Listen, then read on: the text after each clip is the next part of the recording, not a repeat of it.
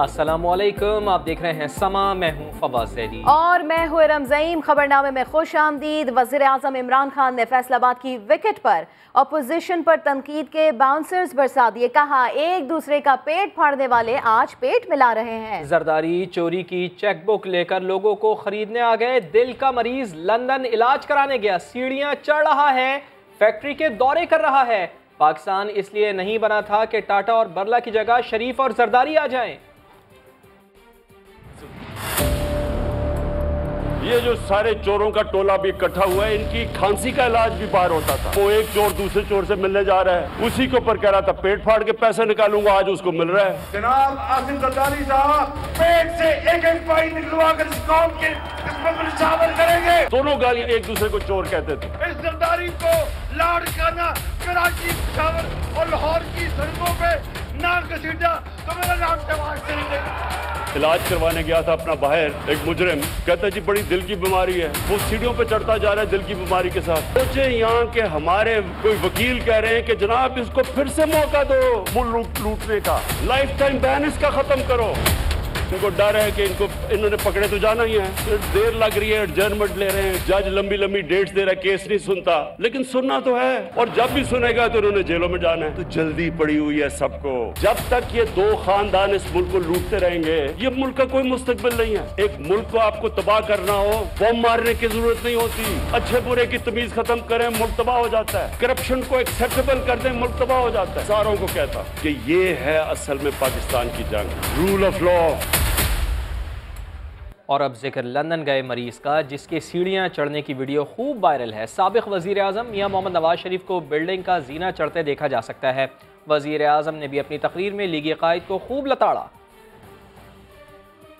मैं तो इंतजार कर रहा हूँ आप पाकिस्तान आए, प्लीज पाकिस्तान आ जाए। जहाज की सीढ़ियों से फ्लैट की सीढ़ियों तक नवाज शरीफ की इलाज कहानी में नया मोड़। साबिक वजीर आजम की एक और वीडियो वायरल हुई है, जिसमें वो किसी बिल्डिंग का जीना चढ़ते नजर आ रहे हैं। सोशल मीडिया पर सवाल उठाया जा रहा है कि दिल का मरीज इतनी मुशक्कत कैसे उठा सकता है। गुज़िश्ता हफ्ते नवाज शरीफ की लंदन से 425 किलोमीटर दूर मैनचेस्टर के करीब फैक्ट्री के दौरे की वीडियो भी सामने आई थी।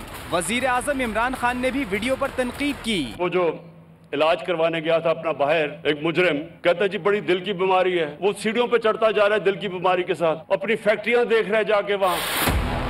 नवाज शरीफ पाकिस्तान में थे तो इतनी बीमारियां बताई गई थी कि इमरान खान को हैरत हुई थी। हार्ट भी बुरा है, किडनी भी बुरी है, डायबिटीज भी है, कुछ प्लेटलेट्स, ये भी हमने नई चीज सीखी थी, प्लेटलेट्स। नवाज शरीफ की हालत पर काबीना में तशवीश की लहर दौड़ गई थी। हमारी कैबिनेट के अंदर जो औरतें थी वो रोना शुरू कर दिया उसकी शक्ल देख के।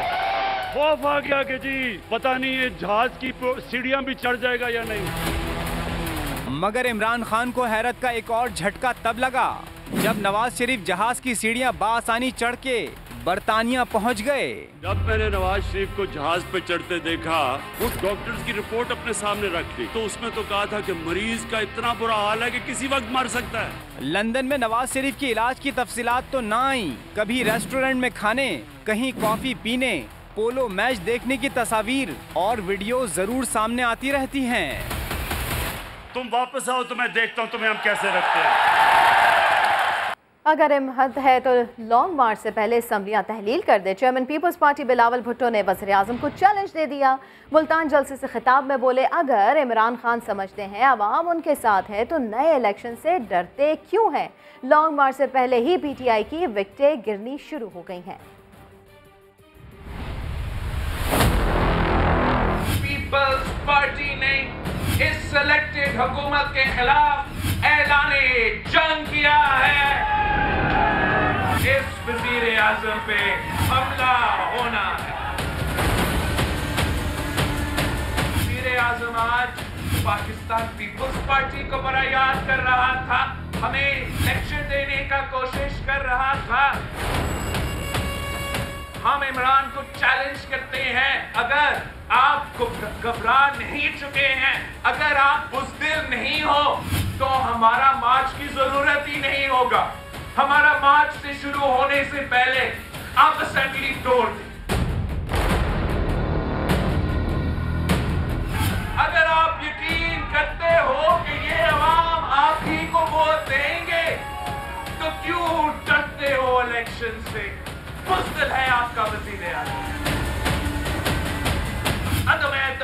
आगे आएगा और आने वाले इंतखाबात में दिखाएगा। आपका मार्च शुरू होने से पहले इमरान के विकेटें गिरने शुरू हो गए हैं। इस्लामाबाद पहुंचने से पहले मजीद विकेटें टूटेंगे। 100% यकीन है कि लॉन्ग मार्च में पीपल्स पार्टी कामयाब होगी। इमरान खान को छोड़ने वाले सिफर हो जाएंगे। वजीर इत्तलात फवाद चौधरी ने ऑपोजिशन के दावों को मुस्तरद कर दिया। कहा, शहबाज शरीफ और मरियम नवाज बाहर जाने के लिए अदम एतमाद की बात कर रहे हैं। लूटा हुआ पैसा वापस लिए बगैर किसी को जाने की इजाजत नहीं। ये सारे जो चूहे ये पाकिस्तान से भागना चाहते हैं। शहबाज शरीफ का नो कॉन्फिडेंस लाने का या इनका मरियम का और कोई मकसद नहीं है सिवाय इसके कि इनको इजाजत दी जाए पाकिस्तान से बाहर जाने की। तो हम पाकिस्तान से बाहर नहीं जाने देंगे। पाकिस्तान का पैसा है, पाकिस्तान के लोगों को वापस करें। इमरान खान को जो छोड़ के जाएगा उसकी अपनी सियासी हैसियत जीरो हो जाएगी। इंशाल्लाह आप देखेंगे कि आने वालों की लाइनें लग जाएंगी, जाने वाला आपको कोई नहीं मिलेगा। आज इमरान खान जो हैं वो तमाम इदारों को हर जगह साथ लेके चलते हैं। कभी हमने कन्फ्रंटेशनिस्ट पॉलिटिक्स नहीं की। आज तमाम इदारे इमरान खान के जो विजन है उसको समझते हैं। तमाम इदारे हुकूमत के साथ कदम से कदम मिला के चलते हैं। अब देखते हैं कि PMLN में जो शरीफ फैमिली है उसका इक़्तिदार अब खत्म हो रहा है, तो उसके बाद कौन PMLN में सामने आता है? पीपल्स पार्टी है, उसमें बिलावल भुट्टो जो है वो अगर लीड नहीं कर पा रहे तो कौन अगला उनका जो है वो लीडर होगा? उसके मुताबिक पाकिस्तान आगे चलेगा। हम कोई ये तो नहीं कि एक दो इंडिविजुअल जो है वो चले जाएंगे, मुल्क से बाहर चले जाएंगे तो जो है वो पाकिस्तान की सियासत में कोई रुक जाना है। पाकिस्तान जो है इस्तेहकाम की तरफ जा रहा है। पाक फौज के सालार आला का कहना है कि दहशतगर्दों के खिलाफ कौम की हिमायत से कामयाब ऑपरेशंस किए दहशतगर्दों को दोबारा हरगिज़ मुनज़्ज़म नहीं होने देंगे। हम दुश्मनों की बाकियात और मददगारों का भी हर कीमत पर खात्मा करेंगे। कोर कमांडर्स ने दिफाए वतन के लिए जाने कुर्बान वालों को खिराज अक़ीदत पेश किया। आज की एक और अहम तरीन खबर कि इलेक्शन कमीशन ने फैसल वाडा को ताहयात नाअहल करार दे दिया है। झूठा बयान हल्फी साबिक़ वफाकी वज़ीर को ले डूबा। इलेक्शन कमीशन के मुताबिक फैसल वाडा दोहरी शहरियत छोड़ने की तारीख बताने में नाकाम रहे। बतौर सेनेटर कामयाबी का नोटिफिकेशन वापस ले लिया गया है। इस्लामाबाद से जुल्करनैन इकबाल की रिपोर्ट। हुक्मरान जमात PTI को एक और बड़ा धचका लग गया। साबिक वफाकी वजीर फैसल वावड़ा पर दोहरी शहरियत छुपाने का इल्जाम साबित होने पर इलेक्शन कमीशन ने ताहयात नाअहल करार दे दिया। पहले कौमी असम्बली और अब सेनेट की रुकनीत खोने के साथ पार्लिमानी सियासत से भी आउट हो गए। इलेक्शन कमीशन ने महफूज शुदा फैसला सुनाते हुए करार दिया कि फैसल वावड़ा ने झूठा बयान हल्फी जमा करवाया। बार बार पूछने पर भी अमरीकी शहरियत तर्क करने की तारीख बताई, ना ही सर्टिफिकेट पेश कर सके। कानून के मुताबिक शहरियत छोड़ने का सर्टिफिकेट हासिल करना लाजमी है। बतौर MNA सेनेट इलेक्शन में वोट डाला और साथ ही खुद को बतौर सेनेट उम्मीदवार भी पेश कर दिया। फैसल वावड़ा का बतौर रुकने असम्बली मुस्ताफी होकर सेनेट इलेक्शन लड़ना भी मशकूक करार। फैसल वावड़ा को आइन के आर्टिकल 62(1)(f) के तहत ताहयात नाअहल करार देते हुए हुक्म दिया गया है कि वो बतौर MNA ली गई तनख्वाह और मराद 2 माह में वापस जमा कराएं। फैसल वावड़ा के खिलाफ 3 दरखास्तें 21 जनवरी 2020 को दायर की गई थी। जुल्करनैन इकबाल, समा, इस्लामाबाद। नाअहली की तलवार चलते ही फैसल वावड़ा ने वज़ीर-ए-आज़म इमरान खान से राब्ता किया। फैसल वावड़ा ने कानूनी मुशावरत के बाद अपील दायर करने का फैसला कर लिया। वज़ीर इत्तलात फवाद चौधरी बोले, ये कोई तूफान नहीं, ECP के फैसलों का पहले से पता होता है। फैसल वावड़ा नाअहली का दाग मिटाने के लिए मुतहर्रिक हो गए। इलेक्शन कमीशन का फैसला आते ही वज़ीर आज़म से राब्ता किया और तमाम तर तफसीलात से आगाह किया। समा से गुफ्तगू में फैसल वावड़ा ने बताया कि वो कानूनी माहिरीन और पार्टी क़यादत से मजीद मुशावरत के बाद अपील दायर करेंगे।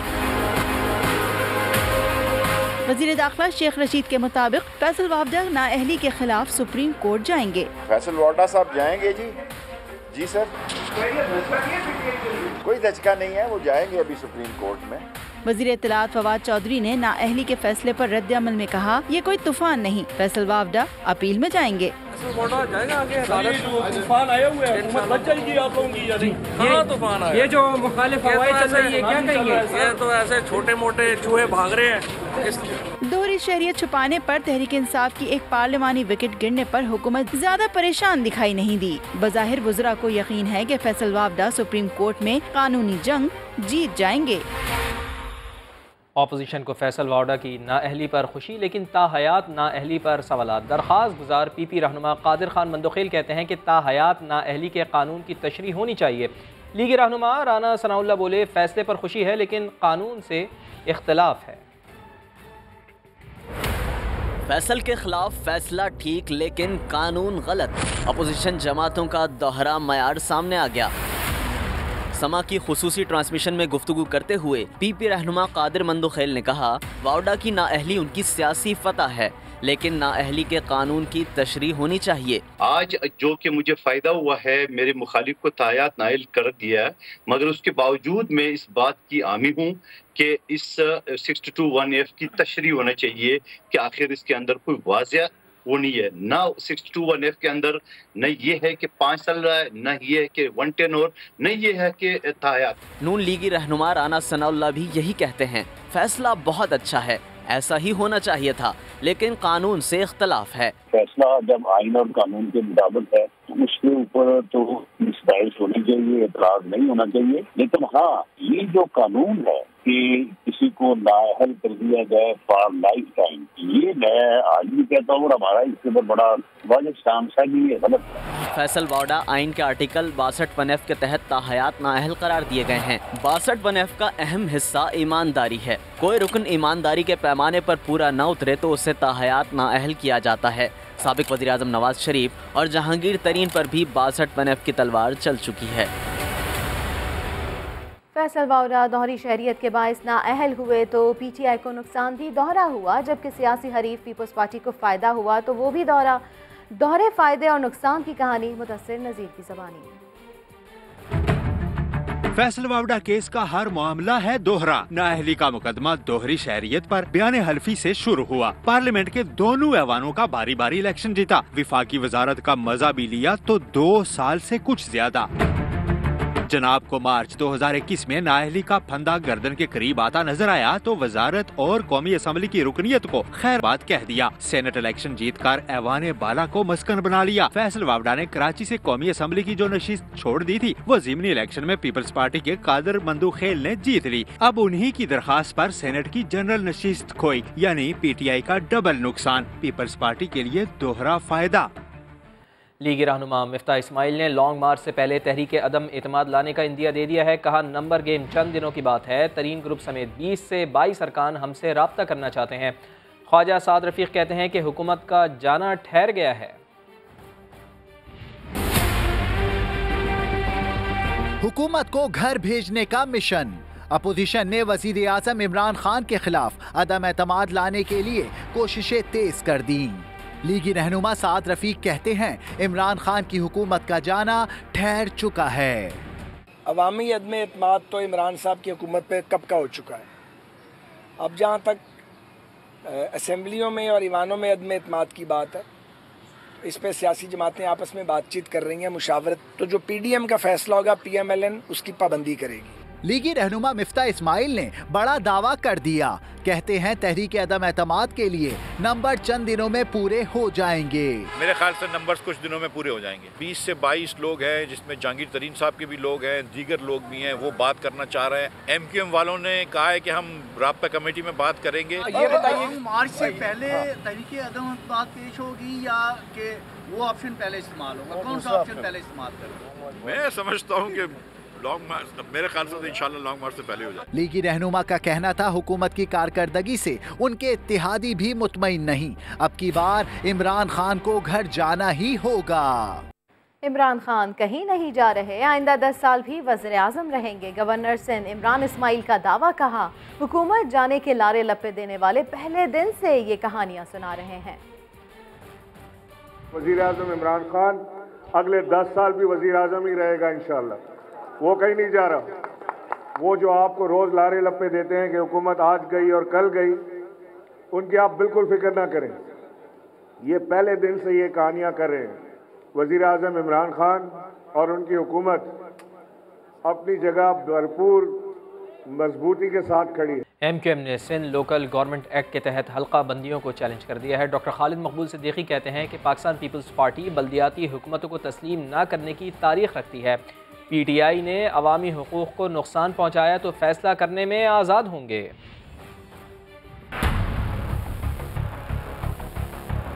हम ना होते और साथ ना देते हुकूमतें नहीं, जमहूरियतें भी नहीं बचने वाली। इसका फैसला भी पीटीआई ने करना है। अगर उसने वो बहुत सारे ऐसी चीज़ें की जिससे पाकिस्तान की जमहूरियत को और आवाम के हुकूक पर जद पड़ती है, तो हमें अपना फैसला करने में आज़ाद है। 30-35 साल से इन शहरों में जीते रहे, के बगैर तनख्वाहें नहीं निकलती हैं वज़ीर आज़म और सदर की भी, जिनके बगैर बोल दूंगा बहुत सारी चीज़ें, फिर मुल्क छोड़ के जाना पड़ेगा। इलेक्टेड हुकूमतों ने थर्ड टियर ऑफ गवर्नमेंट को तस्लीम ही नहीं किया है, ना कभी इलेक्शन करवाया। पीपुल्स पार्टी को सलाम कि उसने अपनी तारीख को तब्दील नहीं होने दिया है, लिसानियत को ही बुनियाद बनाया है इस दफ़ा भी हल्का बंदियों के हवाले से। लंदन में शहबाज शरीफ और सलेमान शहबाज के खिलाफ मनी लॉन्ड्रिंग की तहकीकात से मुतालिक अदालती दस्तावेजात सामने आ गई। रिकॉर्ड के मुताबिक नेशनल क्राइम एजेंसी ने शहबाज और सलेमान के असासे मुंजमद कर रखे थे। सबूत न मिलने पर क्रिमिनल इन्वेस्टिगेशन खत्म की गई। लाहौर से नईम हनीफ की रिपोर्ट।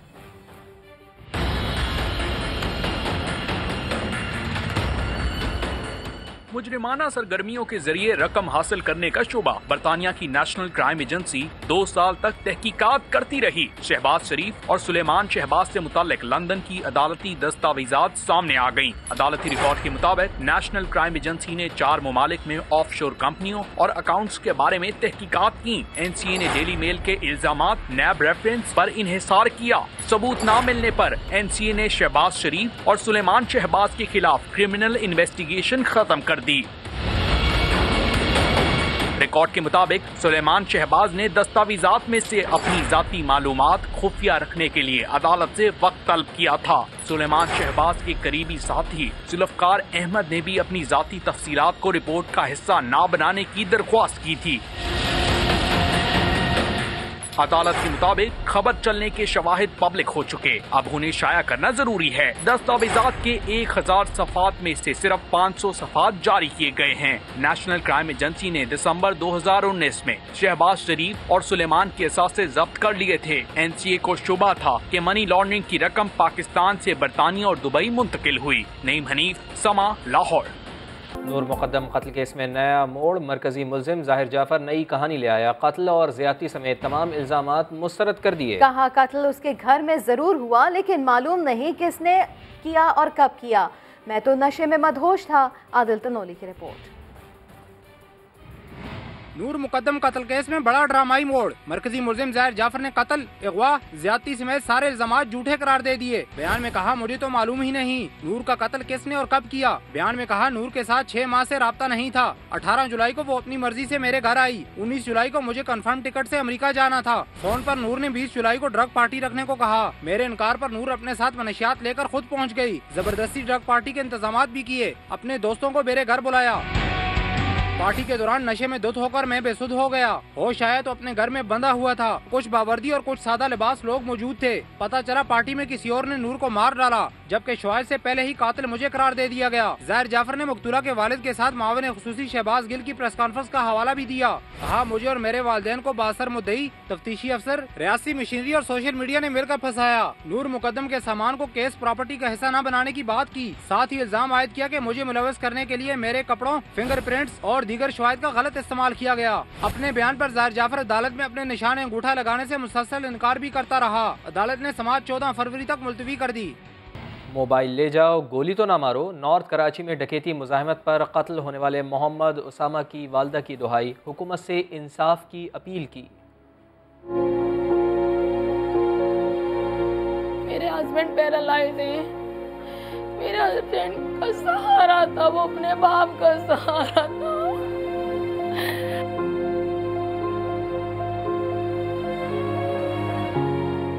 उसने खाना नहीं खाया था तो वो खाना खाने अपने दोस्त के साथ गया था। पीछे डाकू आ गए, उन्होंने छीना मोबाइल। वो समझा मेरे दोस्त मुझसे छेड़खानी कर रहे हैं, उसने मोबाइल नहीं दिया। पीछे मुड़ के देखा तो उसने हाथ अपना यूं करके अपना सर बचाया मेरे बच्चे ने, तो उन्होंने गोली चला दी। उसकी सारी उंगलियां भी खत्म हो गई, अंगूठा पूरा लटक गया। गोली दिमाग में, दिमाग में गोली घूमती रही।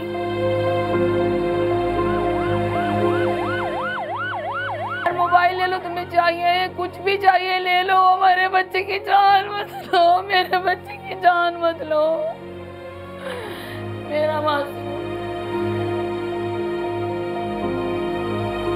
जितने इदारे हैं ये, जितने गवर्नमेंट इदारे, जितने वजीर आज़म, मैं इनको माफ नहीं करूंगी। वज़ीर आज़म के दौरे के बाद फैसलाबाद की किस्मत जाग उठी, रातों रात हुलिया ही तब्दील हो गया। सिक्योरिटी की वजह से तलबा को ज़रे यूनिवर्सिटी में दाखिले की इजाज़त न मिली। वज़ीर आज़म की आमद से कबल फैसलाबाद में भी तब्दीली आ गई। जिला इंतजामिया ने चंद घंटों में गली मोहल्लों से 19,000 मैट्रिक टन कचरा उठाया, 287 खुले मेन होल्स पर ढक्कन लगाए, बरसों से खराब स्ट्रीट लाइट्स भी ठीक की, सड़कों की मुरम्मत के साथ साथ ट्रांसपोर्ट अड्डों पर व्हाइट वॉश भी कर दिया। लोगों को ये काम ऑलरेडी रूटीन से करना चाहिए, ये नहीं कि वज़ीर आज़म आ रहा है तो आज सफाई से हो रही है सारी। इमरान खान हर माह चक्कर लगाया करें फैसलाबाद का, ठीक है। जो टूटी हुई सड़कें वो भी, अपना जो खराब हालत है उनकी वो भी दुरुस्त हो जाएंगी। वज़ीर आज़म को चाहिए किसी ऐसे अफसर की रोज़ ड्यूटी लगा दें तो जहाँ वो इनको चेक करता रहे। रातों रात तब्दीली से जहां शहरियों को खुशगवार हैरत हुई, वहीं तकरीब की वजह से तलबा और तालबात को ज़रे यूनिवर्सिटी में दाखिले से रोक दिया गया। अगर पीएम साहब आ रहे थे ना तो मैनेजमेंट ऐसी होनी चाहिए थी कि मतलब कोई मुतबादिल रास्ता देते हमें। वज़ीर सेहत यास्मीन राशिद तो पिंडाल में पहुंच गईं, लेकिन सिक्योरिटी अमले ने उनकी सरकारी गाड़ी को रोका तो ड्राइवर उलझ पड़ा।